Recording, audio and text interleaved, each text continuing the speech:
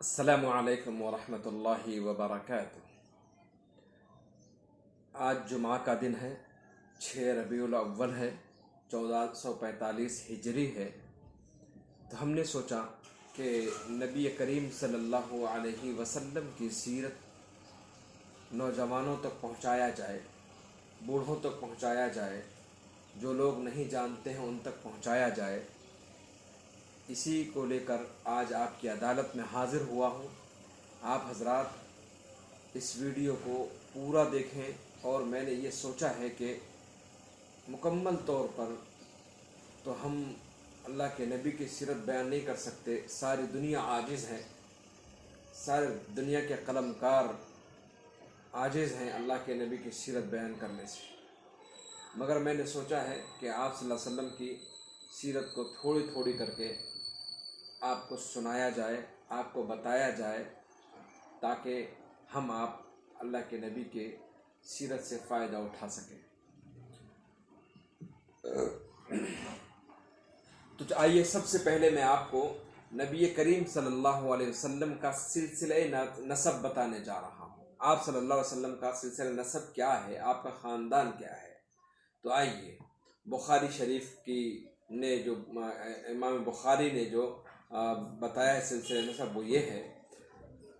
حضرت نبی کریم صلی اللہ علیہ وسلم بیٹے ہیں حضرت عبداللہ کے، اور حضرت عبداللہ بیٹے ہیں عبد المطلب کے، حضرت عبد المطلب بیٹے ہیں حضرت ہاشم کے، حضرت ہاشم بیٹے ہیں حضرت عبد مناف کے، حضرت عبد مناف بیٹے ہیں حضرت قصی کے، حضرت قصی بیٹے ہیں حضرت کلاب کے، اور حضرت کلاب بیٹے ہیں حضرت مرہ کے، اور حضرت مرہ بیٹے ہیں حضرت کعب کے، اور حضرت کعب بیٹے ہیں حضرت لوئی کے، اور حضرت لوئی بیٹے ہیں حضرت غالب کے، حضرت غالب بیٹے ہیں حضرت فہر کے، حضرت فہر بیٹے ہیں حضرت مالک کے، اور حضرت مالک بیٹے ہیں حضرت نظر کے، حضرت نظر بیٹے ہیں کنانہ کے، اور حضرت کنانہ بیٹے ہیں حضرت خزیمہ کے، حضرت خزیمہ بیٹے ہیں حضرت مدرکہ کے، حضرت مدرکہ بیٹے ہیں حضرت الیاس کے، حضرت الیاس بیٹے ہیں حضرت مضر کے، حضرت مضر بیٹے ہیں حضرت نزار کے، حضرت نزار بیٹے ہیں معاد کے،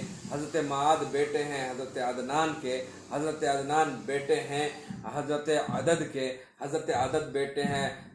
معاد کے، حضرت معاد بیٹے ہیں حضرت مقوم کے، حضرت مقوم بیٹے ہیں حضرت تارح کے، اور تارح بیٹے ہیں حضرت یشجب کے، حضرت یشجب بیٹے ہیں حضرت یعرب کے، حضرت یعرب بیٹے ہیں حضرت ثابت کے، اور حضرت نابت کے، اور حضرت نابت بیٹے ہیں حضرت اسماعیل علیہ السلام کے، اور حضرت اسماعیل علیہ